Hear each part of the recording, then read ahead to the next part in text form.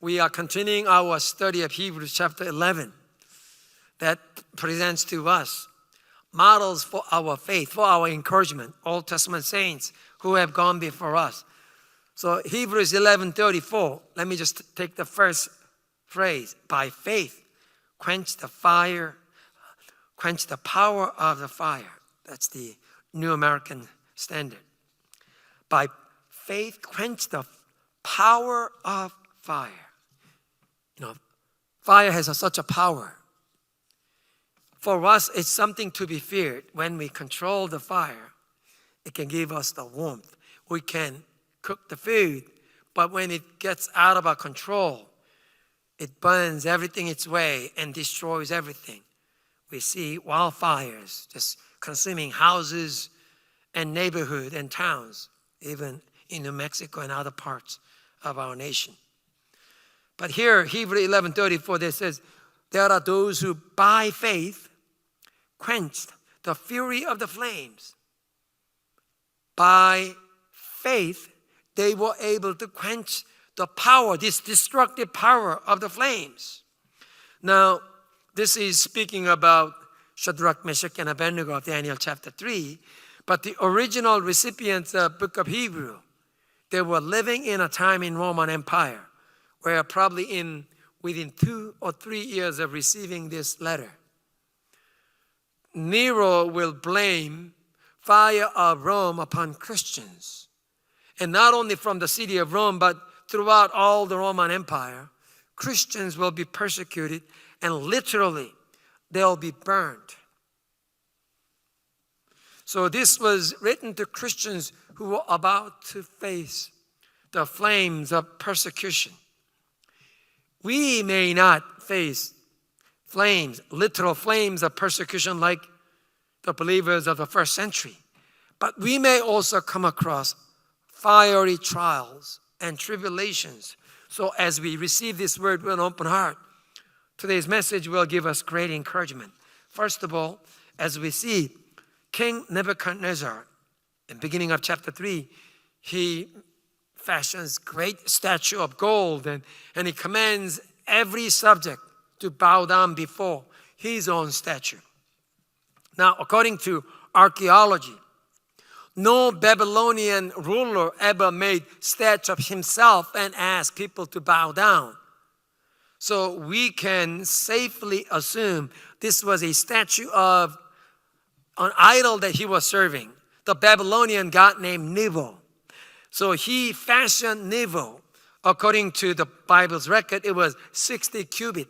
Cubit is a unit of length from elbow to the top of the finger. And most Bible scholars says it's 18 inches. If it was 18 inches, 60 cubit means 90 feet tall. 90 feet tall statue. And Babylonia didn't have enough gold to make 90 feet statue of gold. So probably it was fashioned out of wood and covered in gold. That's what this statue was about. And when he's commanding everybody to bow down before this Babylonian god, Nebo, what that means is that Babylon is serving Nebo. And the earthly delegate of this Nebo is the ruler of Babylon, Nebuchadnezzar. So when he's demanding everybody bow down and worship Nebo, he is asking people to submit to Nebo's agent, Nebuchadnezzar himself. So this is asking people to pledge allegiance and submission to Nebo's viceroy, Nebuchadnezzar himself. But we need to go back to chapter 2. In Daniel chapter 2, Nebuchadnezzar, in his second year of reign, he had some disturbing dream. After waking up from the dream, his heart was troubled. So he's calling all the magicians and advisors. I had troublesome dream. Now interpret the dream for me. Your Majesty, tell us the dream. Then we'll tell you the meaning. Well, if you are able to tell true meaning of the dream, you should be able to tell what kind of dream I had. Your Majesty, No human being can ever do that. No king has ever asked such a thing. Then you are all trying to lie to me. All of you will be killed. All the magicians, astrologers, all the shamans, kill them all. Even Daniel and his friends were about to be slaughtered. But Daniel prays to God of heaven and earth, and God reveals what this dream is about in a vision. And Daniel is able to go before the king and tell what the dream was about and its meaning. And hearing the interpretation of the dream from Daniel, Nebuchadnezzar says, the God that Daniel serves, He is the most high, the most powerful. He is the true God of gods. And he bows down. He's bowing down before Daniel as an expression to his adoration for this God that Daniel served, that he's able to reveal the secret dreams of a king. What did Nebuchadnezzar see in his dream? He saw a fearful statue. Head was made of gold, and then silver, bronze, thigh was iron. It was a picture of unfolding of history. Babylon was described as a gold, but the Babylon will collapse.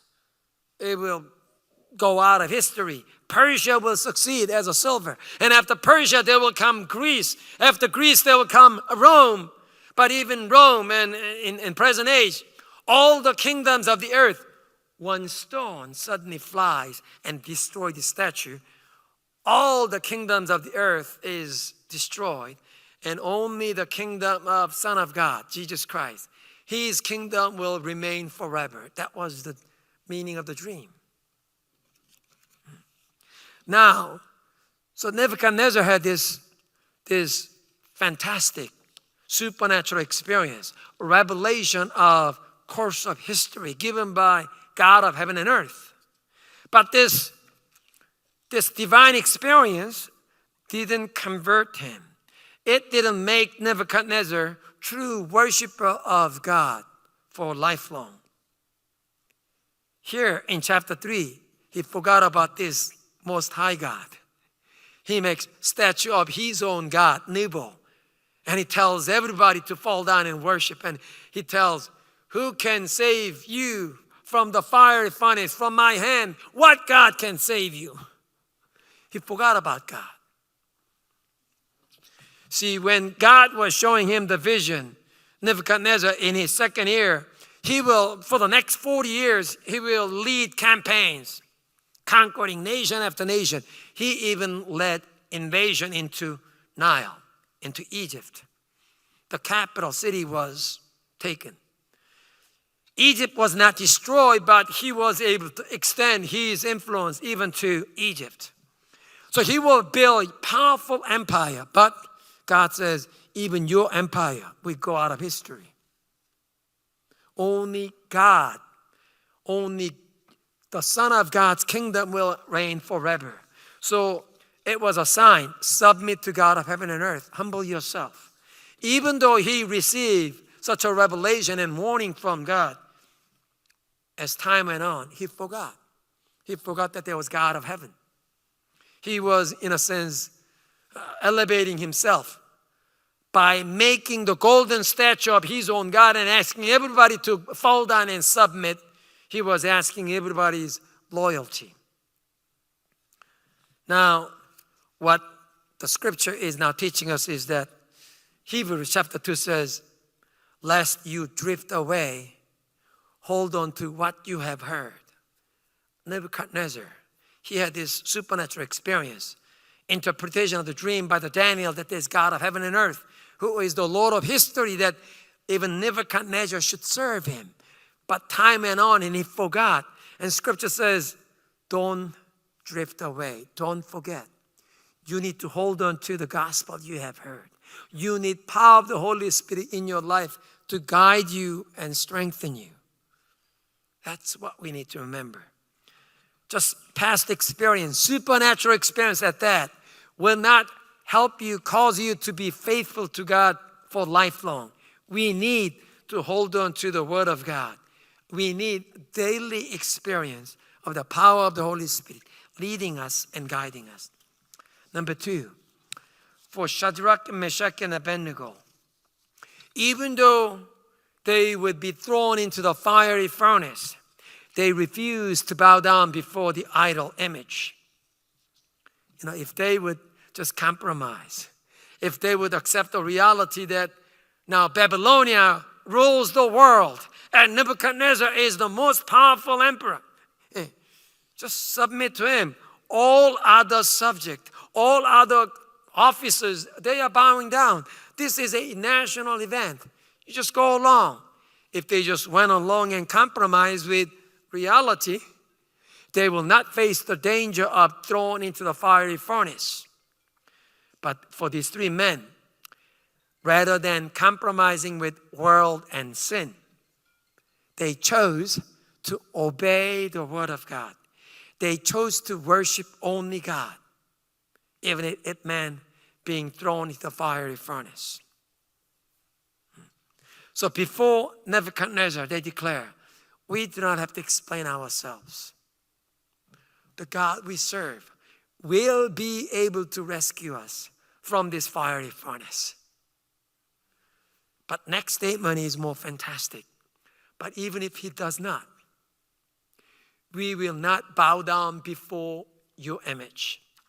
We will not serve any other idol. We will only worship and give glory to God of heaven and earth. God has commanded, thou shalt not have any other idols. Thou shalt not bow down before any other idols. We will obey the word of God, even if it means death for us. If these 3 men received special revelation that God would rescue them from the fire, still standing before the fiery furnace, they will be fearful. It will require extraordinary faith. But because they had no particular special revelation at that moment, standing before that fiery furnace and say, even if we are thrown into the fire, we will not bow down before this image. We will only worship God of heaven and earth. It's a great faith.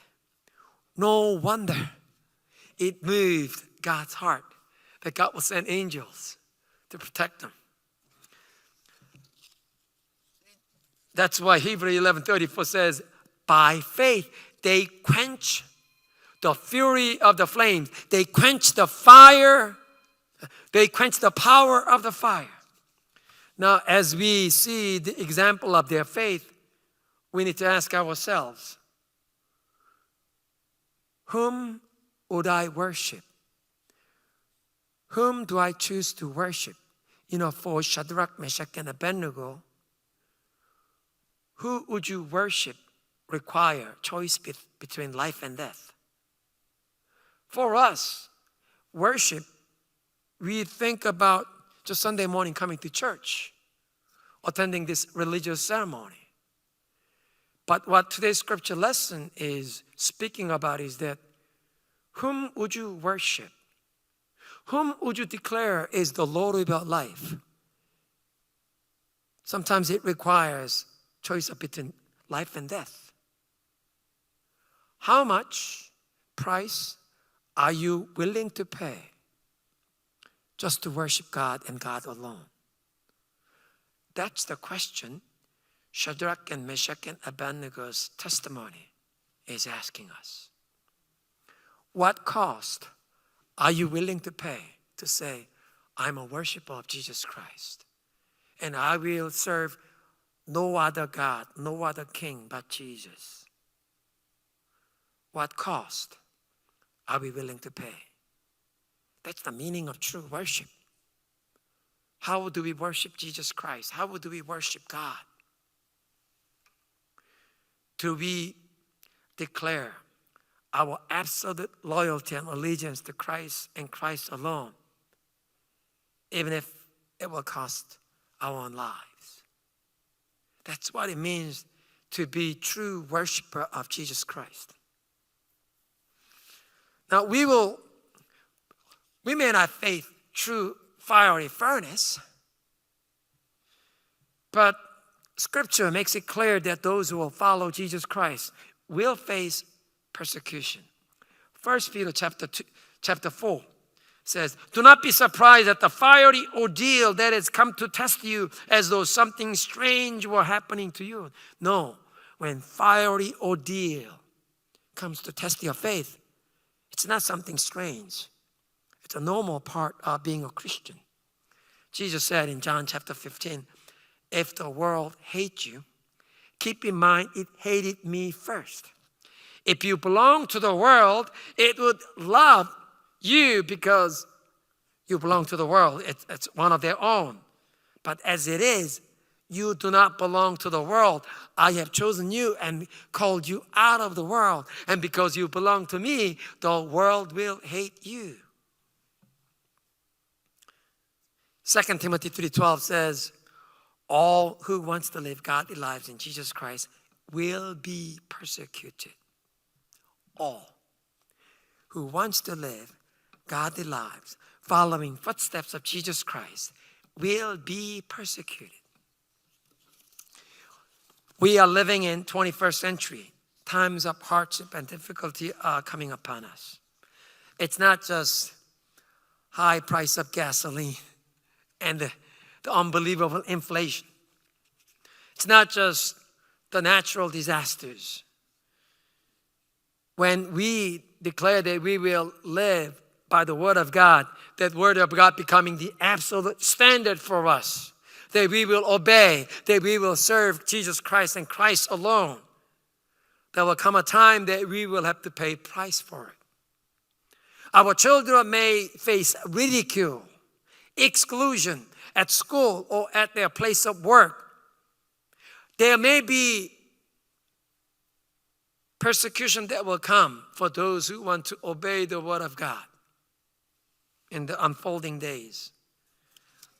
Here in the United States, we've already seen how states of California and Washington, the LGBTQ, this gender, whatever, choice laws.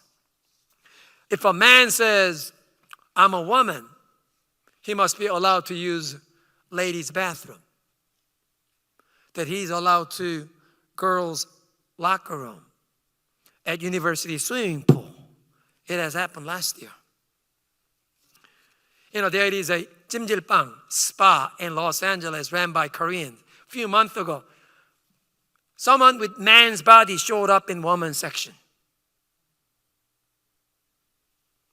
And right now in Korea, in national parliament, the liberal majority party is trying to push through the same law. It's immoral. On the face of it, they say anti-discrimination law. Who will be against discrimination? Who will be against the law that prevents discrimination? But when you look at it, it exposes children and women to violence and crime. It's senseless. It's immoral. But we are living in a time where it is fashionable to cater to LGBTQ philosophy. The majority of the society is going with them. And sooner or later, those who want to live by the Word of God and who want to teach our children in such a way, we will face ridicule and persecution. But before we face severe persecution that will demand cost from us to live by the Word of God, we must examine, once again, the example of Shadrach, Meshach, and Abednego, who chose to obey the Word of God, who chose to worship and only submit to God's Word, even if it means being thrown into the fiery furnace. What price am I willing to pay to live by the Word of God? That's the question. Number 3, the encouragement that today's message also gives to us is that when God's people face fiery ordeal and trial, God will never leave us alone. Especially when we choose to obey the Word of God and to honor Him. And when we face persecution and hardship, loving Father will never leave His children alone, but He will come to be with us as Emmanuel. Would you repeat after me? God will never leave us alone. Especially when we choose obedience and faith, He will never leave you alone. He may not keep us out of the furnace, but He will be with us in the furnace. That was the call to worship, Isaiah chapter 43. This is what the Lord says. He who created you, He who formed you, do not fear. I have redeemed you. I have summoned you by name. You are mine. You belong to me. When you go through the water, I will be with you. When you go through the river, the water will not overwhelm you. When you go through the fire will not burn you, because I will be with you. I am your God, your Savior.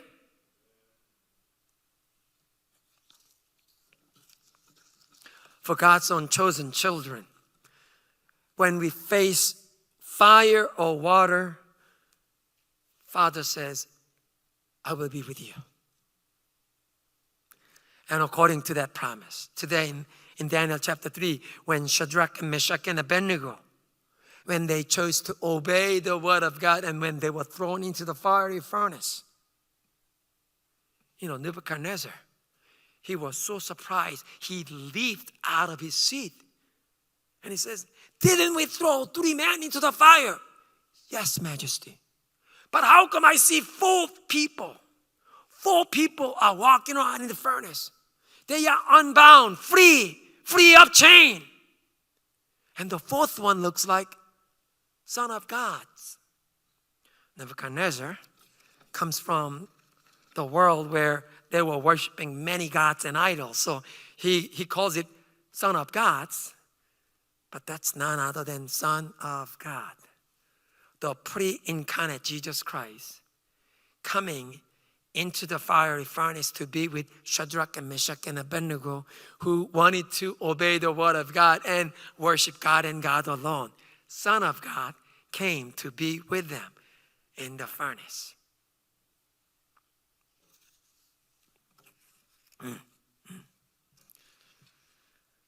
So when we choose faith and obedience and face hardship and persecution, God will be with us. Whether He will rescue us out of the furnace or if He allows our lives to be taken in martyrdom, it will be glory for us because He will be with us. You remember in the book of Acts, Peter was arrested by Herod, the king. Herod wanted to kill him. So he says, keep him in the prison. Don't lose him. Soldiers were guarding, and because king says, don't ever let him escape, there was 3 gates that had to pass through. Inside this prison, he was between 2 soldiers who had chained themselves to Peter. That Peter will never run away. That night, church gathered, and they were fervently praying for Peter. And God sent an angel. Angel came inside the prison cell. You remember? He was shaking up. Peter, get up, dress up, and put belt around you. He thought he was dreaming. Chains fell off from his wrist. Soldiers doesn't wake up. They come to the jail door. This iron door opens. Second door opens. There are a guard, sentry, standing guard. They don't see him. Thirdly, the final gate. This huge gate into the street made of iron, steel, it opens up. He's out into the street and cold winds. I'm not dreaming. Oh, God sent an angel. You remember the story? So God rescues Peter out of the jail. But same God allowed John's brother, one of the Zebedee's sons, James, to be martyred. First apostle to be killed. God allowed Deacon Stephen to be stoned to death. Remember that? But before Stephen was stoned, heaven opens. And Stephen is allowed to see Son of God standing next to the throne of God. He says, see, look, the heavens open. I see the Son of Man standing next to the Most High. Brothers and sisters, where is Jesus Christ? Sitting on the right-hand side of God. Jesus is sitting on the throne on the right-hand side of God. Why was Jesus standing? Because Deacon Stephen was about to give his life as a testimony to faithfulness to Jesus Christ. And Jesus was so moved out of his throne, he stood to welcome Deacon Stephen, who was about to be martyred. Welcomed into glory by Jesus himself. So when children of God choose faith and obedience, and when we face hardship and persecution, God will be with us, whether rescuing us or even if he allows our lives to be taken, just like Deacon Stephen. Jesus will be there. Hallelujah. One item I want you to notice. Shadrach, Meshach, and Abednego, they had their clothes on, their coat, their trousers, even their turban, hat. And they were bound and they were thrown into the furnace. But because they were thrown into the furnace, because of their own faith, the chains fall off. The rope that bound them was burnt. So they were unbound. But their clothes remain intact. How can that be? If the rope is burned, the clothes are supposed to burn. Their body should be burned. But only the rope that binds them disappears. It's giving us the lesson that when we face persecution because of faith and obedience, certain chains will be gone. We may face hardship and difficulty, but there will be ropes that bound us. It will be burnt away. You will be unbound in true spiritual freedom. In persecution, but in freedom. Finally, how do we gain such a resolve for obedience and faith? Where do we gain this strength? First of all, it's remembering Emmanuel, God with us, and trusting him. Not only God is with us in the fiery furnace, when we face the choice, would you fall down before the idol or would you be thrown into the fiery furnace? Would you worship and serve Jesus only or would you compromise with sin and the world? When we face the choice, God is with us, that we should trust him, that we should lean upon him. Lord, help me. Do you remember Jesus on that particular day at the synagogue, on the Lord's day, there was a person with shriveled hand. And Jesus said, stretch out your hand. It's impossible. That hand is shriveled. It has no strength. The muscle hasn't developed. How can you stretch? If you want to obey the word of Jesus, the willingness to obey will bring Christ's healing touch. Muscles will stretch. The bone and ligaments will stretch. So when you face the choice, obedience or compromise, death or comfort and praise of the world, we need to trust the Lord. Lord, my faith is weak, but I want to obey you. I want to serve you alone. I want to be worthy of the name that you have given to me, a Christian. Jesus, help me. When we remember Emmanuel and lean upon him in the time of our choice, Christ will strengthen us. Hallelujah. Secondly, we need to lean into this means of grace God has given to us, fellowship. Shadrach, Meshach, and Abednego, they weren't alone They were brothers together. They were prayer partners together in this. And they were encouraging each other's faith and obedience.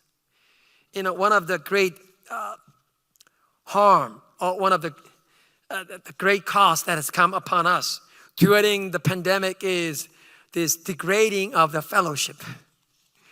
People have lost this desire, fervency to gather with other believers in the name of Jesus Christ and share in the Word of God and praying for each other. We have lost this opportunity for fellowship, and we need to regain this blessing of fellowship. This year marks our 50th anniversary, and our motto this year is that we want to be new wineskin, expecting to receive new wine, new measure of blessing. And one of the ways that we need to become new wineskin is re-envisioning our fellowship, our small groups. Some of you, we call it cell group, whether you call it deacon district or cell group, the name itself doesn't matter. But what we need to recover is Acts chapter 2 model. Believers in Jerusalem, after the Holy Spirit comes upon the church on Pentecost, the church is born and people gather. And not only they gather for public worship at the temple, but they met in homes, breaking bread. This breaking bread is a euphemism for love feast or the communion, the Lord's Supper. It wasn't just eating together. They were remembering death and sacrifice of Jesus Christ. This was an act of worship. They were gathering for learning and sharing and encouraging each other in the Word of God and praying for each other. So they were strengthening each other's walk of faith. We need that. We need to restore. We need to go back to the place where we meet with our prayer partners, that we gather regularly, maybe every other week. Well, it's possible weekly. Gather, pray for each other, and share in the Word of God and what God's been teaching us so that we will strengthen each other's faith. That's what was happening to Shadrach, Meshach, and Abednego. Where was Daniel? I think Daniel, as one of the prime ministers probably at the time, he was traveling in the provinces on king's business. So he wasn't at the capital when this thing was happening. But we know in Daniel chapter 1, when they were enrolled in Royal Academy, Daniel, Shadrach, Meshach, and Abednego, all four of them, they said, let us remain loyal to Jesus. Let us remain loyal to Jehovah. Let's not defile ourselves by eating the food that was sacrificed to idol. No. It wasn't just 1 week. It was for 3 years. They said, let's only eat vegetables and drink water. We will stay away from the wine and the meat that was sacrificed to idols. Imagine, their friends are eating filet mignon every night. They are eating fried chicken and drumsticks and lobsters and whatever. And these are young men, 14, 15 years old. Don't you think they will drool? Oh man, that looks so good. Temptation. It wasn't just 1 week eating vegetables and drinking water only for 3 years. How was that possible? These 4 young fellas, let's remain faithful to God. They encouraged each other for 3 years. While all other young men were eating filet mignon, they said, we will eat vegetables and drink water, but we will be satisfied in God and God alone. They encouraged each other in fellowship. We need that. We need that. So let me wrap up. Nebuchadnezzar forgot he had supernatural experience by the dream and interpretation by Daniel. He forgot that there was God in heaven. He made this golden statue and asked people to bow down. What that tells us is that you cannot just bank on experience of the past. We need to hold on to the Word of God. We need daily experience of the Holy Spirit. Number 2, Shadrach, Meshach, and Abednego, rather than compromising with the world, they chose to obey the Word of God and worship Him, even if it meant fiery furnace. We may face ridicule, persecution, when we decide to obey and be faithful to Jesus Christ. But we must decide today, what price am I willing to pay to be a worshiper of Jesus Christ, to be called by His name? Number 3, when we choose obedience and faith and face hardship and persecution, God will never leave us alone. He may not keep us out of the fiery furnace, but He will go in there with us. Just like the Son of God who came to be with 3 young men in the fiery furnace, God will be with us in the fiery furnace.